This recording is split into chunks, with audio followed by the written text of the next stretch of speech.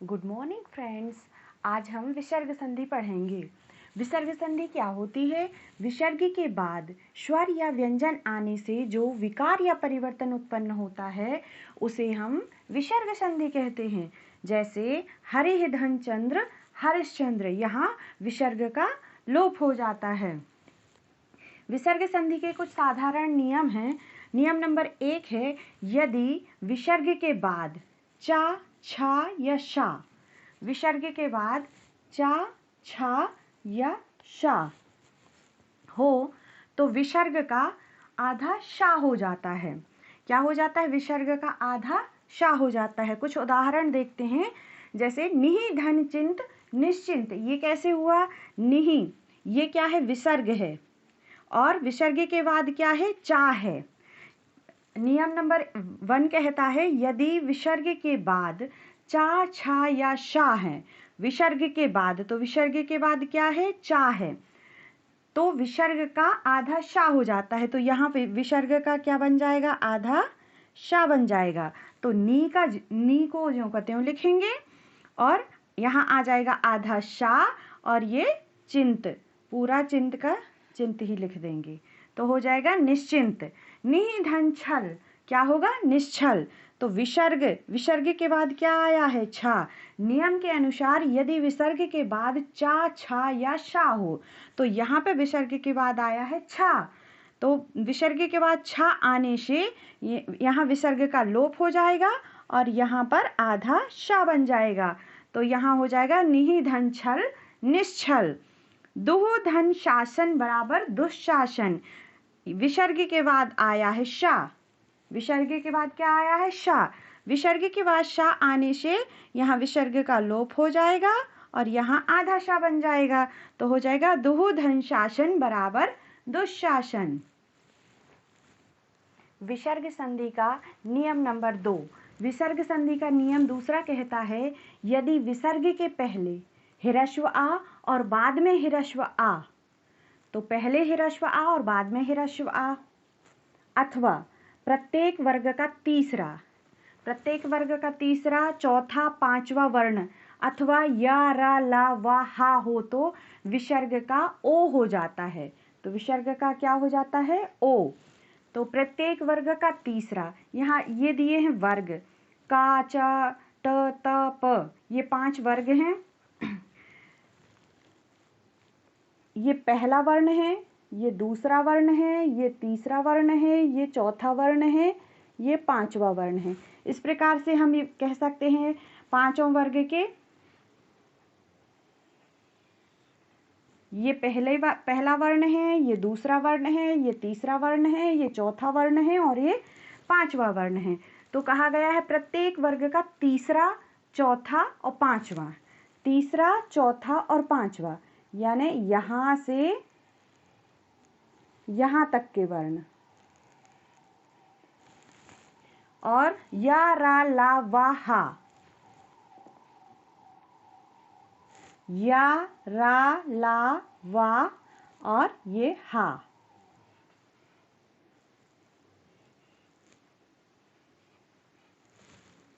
हो तो विसर्ग का ओ हो जाता है। तो विसर्ग का क्या हो जाएगा? ओ हो जाता है।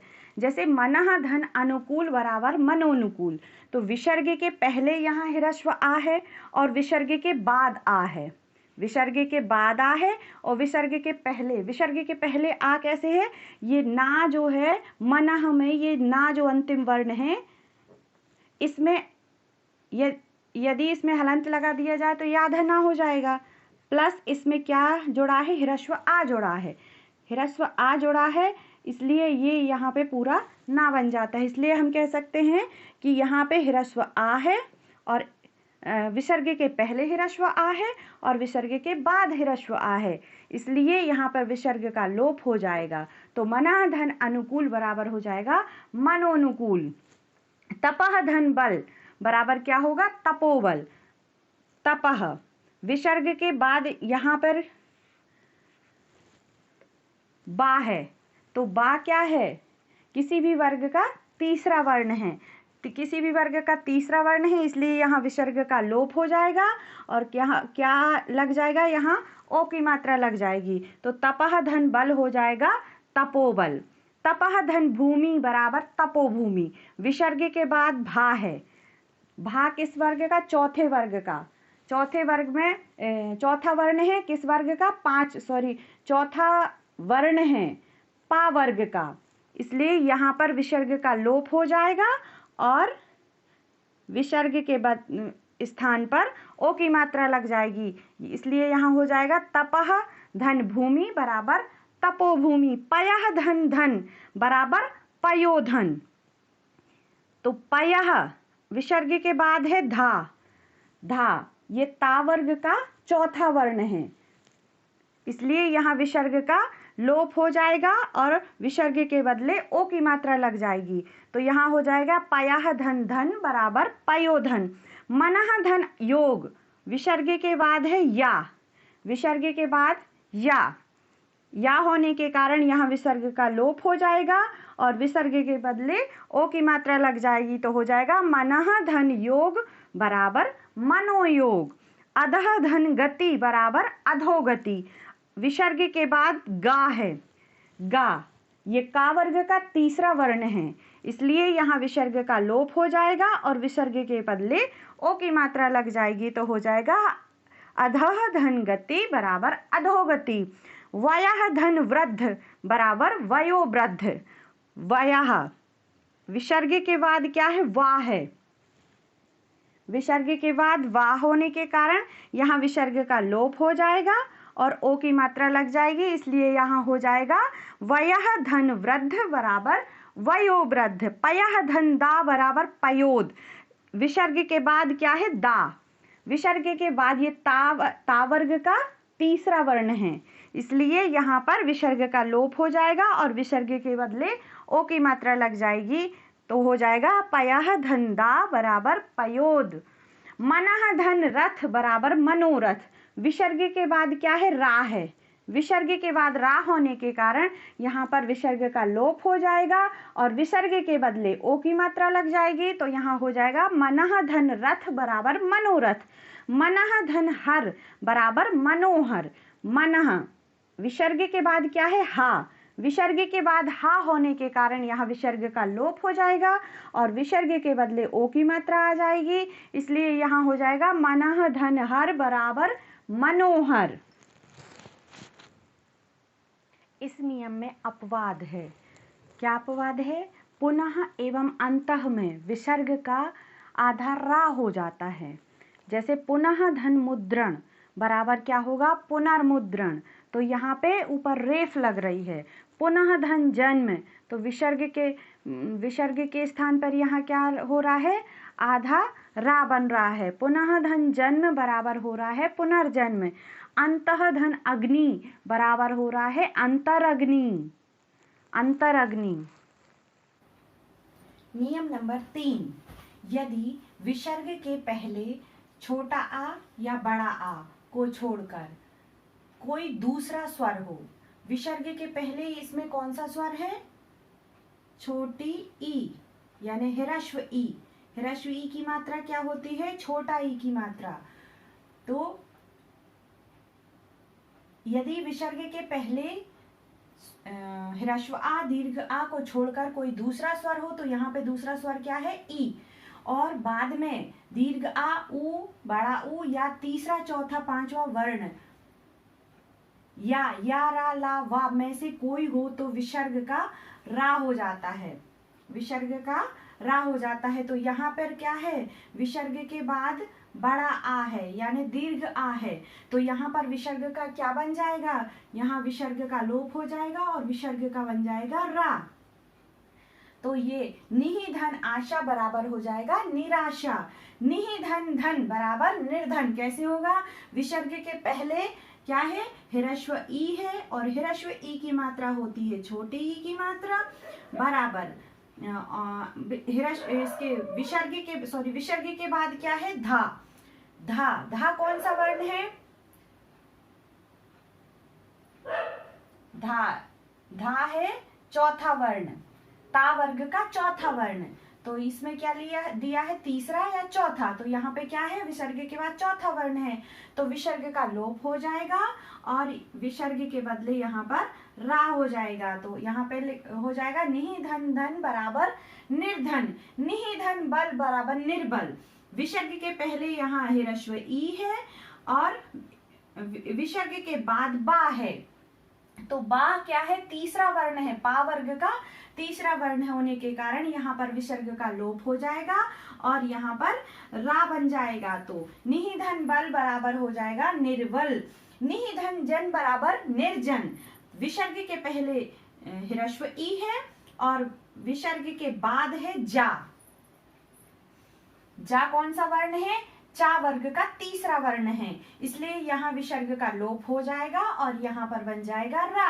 तो निहि धन जन बराबर हो जाएगा निर्जन, आशिहि धन वाद बराबर आशीर्वाद। तो विसर्ग के पहले कौन सी मात्रा है, बड़ी की मात्रा, यानी बड़ा ई है, दीर्घ ई है, दीर्घ ई की मात्रा होती है बड़ी की मात्रा, और विसर्ग के बाद है वा, विसर्ग के बाद क्या है, वा। तो यहाँ पे क्या दिया है, या रा ला वा में से कोई एक हो तो विसर्ग का लोप हो जाएगा और क्या बन जाएगा, रा बन जाएगा। इसलिए यहाँ हो जाएगा आशीहि धनवाद बराबर आशीर्वाद। दुहु धन बल, दुहु में विसर्ग के पहले कौन सी मात्रा है, छोटा ऊ की मात्रा, छोटा ऊ की मात्रा है, और विसर्ग के बाद क्या लिखा है, बा। विसर्ग के बाद लिखा है बा, जो है पा वर्ग का तीसरा वर्ण, इसलिए यहाँ विसर्ग का लोप हो जाएगा और यहाँ विसर्ग के बदले क्या हो जाएगा, रा हो जाएगा। तो दुहु धन बल बराबर हो जाएगा दुर्बल, दुहु धन जन बराबर दुर्जन। विसर्ग के पहले छोटा ऊ की मात्रा है और विसर्ग के बाद है जा, जो कि चा वर्ग का तीसरा वर्ण होने के कारण यहाँ विसर्ग का लोप हो जाएगा और यहाँ पर रा बन जाएगा। तो दुहु धन जन बराबर हो जाएगा दुर्जन, निहि धन धारण बराबर निर्धारण। विसर्ग के पहले छोटा ई है और विसर्ग के बाद है धा, विसर्ग के बाद है धा, जो कि ता वर्ग का चौथा वर्ण है, इसलिए यहाँ विसर्ग का लोप हो जाएगा और यहाँ पर बन जाएगा रा। अतः निहि धन धारण बराबर हो जाएगा निर्धारण। नियम नंबर 4, विसर्ग के पहले यदि हिरस्व ई और हिरस्व उ और बाद में क ख ट ठ प फा में से कोई वर्ण हो तो विसर्ग का शा हो जाएगा। शा कौन सा वाला होगा, शा षटकोण वाला होगा। उदाहरण के लिए जैसे निहि धन कपट बराबर होगा निष्कपट। कैसे होगा कि विसर्ग के पहले यहाँ क्या है, यहाँ पे है हिरस्व ई। क्या है, हिरस्व ई, छोटी की मात्रा वाला बराबर होता है हिरस्व ई। और विसर्ग के बाद क्या है, क। विसर्ग के बाद क्या है, क। तो विसर्ग का क्या बन जाएगा, शा बन जाएगा, शा षटकोण वाला, ये बन जाएगा शा षटकोण वाला। तो निहि धन कपट बराबर क्या होगा, निष्कपट। निहि धन कंटक, विसर्ग के पहले क्या है, हिरस्व ई है, हिरस्व ई, और विसर्ग के बाद क्या है, का, इसलिए हिरस्व का क्या हो जाएगा, लोप हो जाएगा और क्या बन जाएगा, हिरस्व के बदले आधा शा षटकोण का बन जाएगा, इसलिए हो जाएगा निहि धन कंटक बराबर निष्कंटक। धनुः धन टंकार बराबर धनुष टंकार। विसर्ग के पहले क्या है, हिरस्व ऊ है, हिरस्व ऊ, और विसर्ग के बाद क्या है, टा, विसर्ग के बाद टा है, इसलिए यहाँ पर विसर्ग का लोप हो जाएगा और आधा शा षटकोण का बन जाएगा। तो यहाँ धनु धन टंकार बराबर हो जाएगा धनुष टंकार। निहि धन ठोर बराबर निष्ठुर। निहि विसर्ग के पहले क्या है, हिरस्व ई है और विसर्ग के बाद है ठा, विसर्ग के बाद है ठा, इसलिए यहाँ पर विसर्ग का लोप हो जाएगा और यहाँ पर आधा शा षटकोण का बन जाएगा, इसलिए हो जाएगा निहि धन ठोर बराबर निष्ठुर। निहि धन प्राण बराबर निष्प्राण। विसर्ग के पहले है हिरस्व ई और विसर्ग के बाद है पा, प्रा, तो क्या है, पा है ये, इसलिए विसर्ग का लोप हो जाएगा और इसके बदले आधा शा बन जाएगा। तो निधन प्राण बराबर निष्प्राण, निधन फल बराबर निष्फल। विसर्ग के पहले है हिरस्व ई और विसर्ग के बाद है फा, विसर्ग के बाद है फा, इसलिए विसर्ग का लोप हो जाएगा और यहाँ पर बन जाएगा आधा शा। तो यहाँ हो जाएगा निधन फल बराबर निष्फल। इसमें अपवाद है, दुहु धन खा बराबर दुख होता है, दुहु धन खा बराबर दुख, इसमें हिरस्व ऊ है परंतु ये एक अपवाद है, यहाँ विसर्ग के पहले ऊ है और विसर्ग के बाद क्या है, खा है। तो यहाँ पर आधा शा षटकोण का बनना चाहिए था, लेकिन ये अपवाद है, इसको दुहु धन खा बराबर दुख ही होता है। नियम 5, विसर्ग के बाद यदि ता या सा हो तो विसर्ग का आधा सा हो जाता है।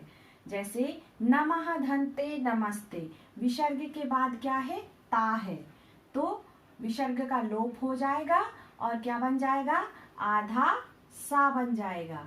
तो हो जाएगा नमः धन्ते बराबर नमस्ते। मनः धन्ताप, विसर्ग के बाद क्या है, ता है, तो विसर्ग के बाद ता होने पर विसर्ग का लोप हो जाएगा और यहाँ क्या बन जाएगा, आधा सा बन जाएगा। तो मनः धन्ताप बराबर मनस्ताप। दुहु धन साहस, विसर्ग के बाद क्या है, सा है, विसर्ग के बाद सा होने के कारण यहाँ विसर्ग का लोप हो जाएगा और आधा सा बन जाएगा। तो दुहु धन साहस बराबर दुस्साहस। निधन संताप, विसर्ग के बाद क्या है, सा है, इसलिए विसर्ग का लोप हो जाएगा और आधा सा बन जाएगा। तो निधन संताप बराबर निसंताप। निधन तेज बराबर निस्तेज, विसर्ग के बाद ता होने के कारण यहाँ आधा सा बनेगा और यहाँ हो जाएगा निधन तेज बराबर निस्तेज। दुहु-धन तर बराबर दुस्तर, विसर्ग के बाद ता है, विसर्ग के बाद ता होने के कारण यहाँ पर आधा सा हो जाएगा और विसर्ग का लोप हो जाएगा। तो दुहु-धन तर बराबर हो जाएगा दुस्तर। नियम नंबर 6, यदि विसर्ग के बाद छा हो तो विसर्ग के स्थान पर आधा चा हो जाता है। जैसे अनुधन छेद बराबर अनुच्छेद, विसर्ग के बाद क्या है, छा है, तो विसर्ग का लोप हो जाएगा और विसर्ग के बदले हो जाएगा आधा चा। तो यहाँ हो जाएगा अनुधन छेद बराबर अनुच्छेद। छत्रह धन छाया, विसर्ग के बाद आया है छा, इसलिए विसर्ग का लोप हो जाएगा और यहाँ पे हो जाएगा आधा चा। तो छत्र छाया, छत्रह धन छाया बराबर हो जाएगा छत्र छाया।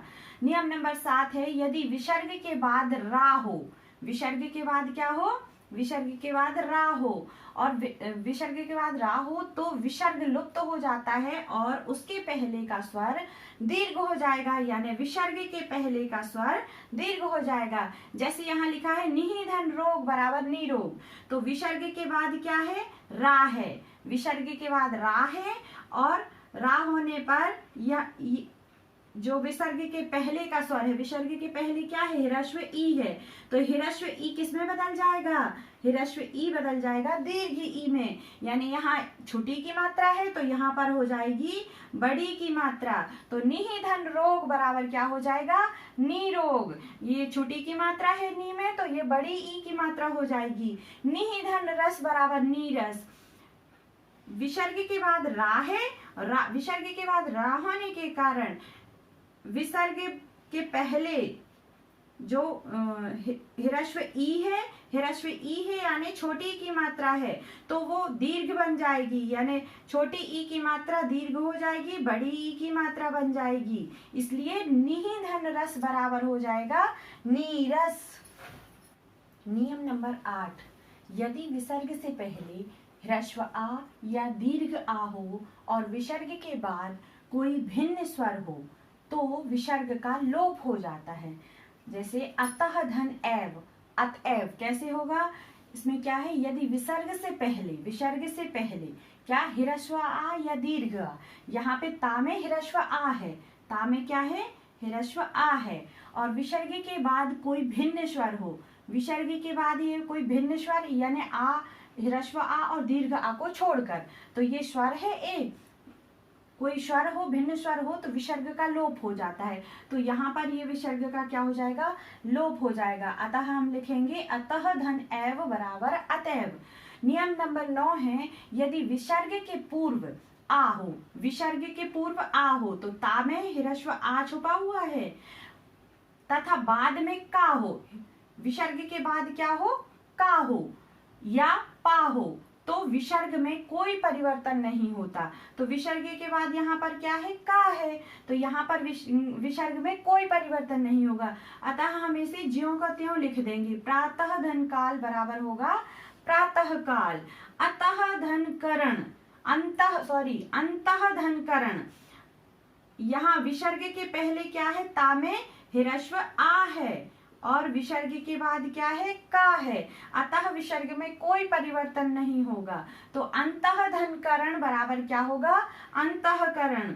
अंतः धन पुर बराबर अंतःपुर, विसर्ग के पहले ता है और ता में क्या है, ह्रस्व आ है और विसर्ग के बाद पा है, यहाँ कहा गया है कि विसर्ग के बाद का या पा हो तो विसर्ग में कोई परिवर्तन नहीं होता, यहाँ पर विसर्ग के बाद पा है तो विसर्ग में कोई परिवर्तन नहीं होगा, और अंतः धन पुर बराबर होगा अंतःपुर। इसमें एक अपवाद है कि नमः और पुरः में विसर्ग का क्या हो जाता है, आधा सा हो जाता है, जैसे नमः धनकार बराबर क्या होगा, नमस्कार, यहाँ पे विसर्ग के पहले क्या है, ह्रस्व आ है और विसर्ग के बाद का है, जो ये नियम के अनुसार विसर्ग के पहले आ होना चाहिए और विसर्ग के बाद का या पा हो, तो इसमें का है परंतु इसमें आधा सा बन रहा है, विसर्ग का लोप हो रहा है और यहाँ पर विसर्ग के बदले आधा सा बन रहा है,